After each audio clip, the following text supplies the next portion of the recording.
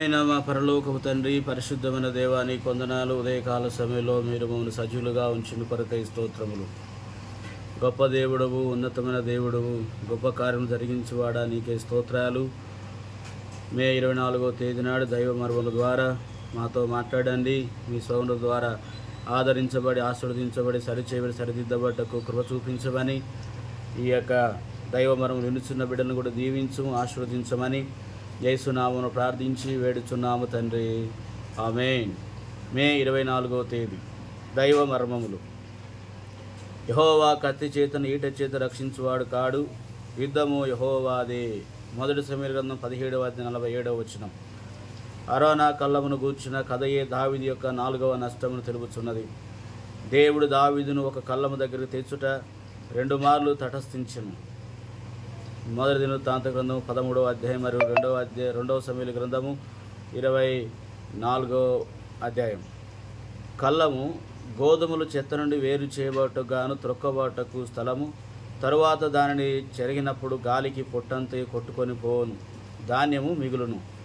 2వ సమూయేలు 4వ అధ్యాయంలో దావీదు తన సేనాధిపతికి యోవాబుతో, నీవు పోయి ఇశ్రాయేలు వారిని, యూదా వారిని లెక్కించుము అని అనెను. అనగా వారిలో యుద్ధ వీరులను లెక్కించుమని అర్థం. తన బాహుబలముతో గాని తన సైన్య బలముతో గాని ఒక యుద్ధమైనను గెలిచి ఉండలేదని దావీదు బాగుగా ఎరుగును.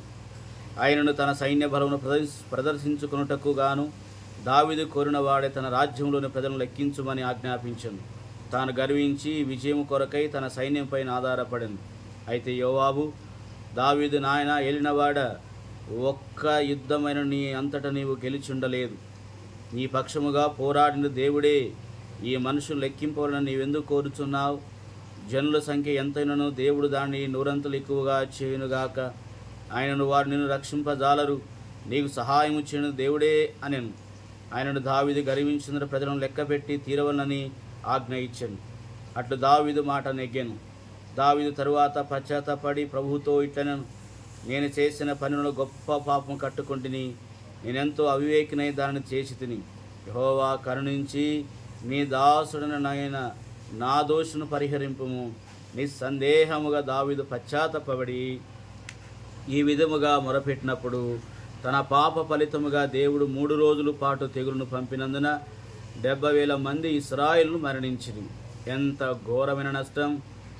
అరోనా యొక్క కళ్ళము దగ్గర చివరకు దేవుడు నాశనము చేయు దూత యొక్క హస్తమును అడ్డగించెను.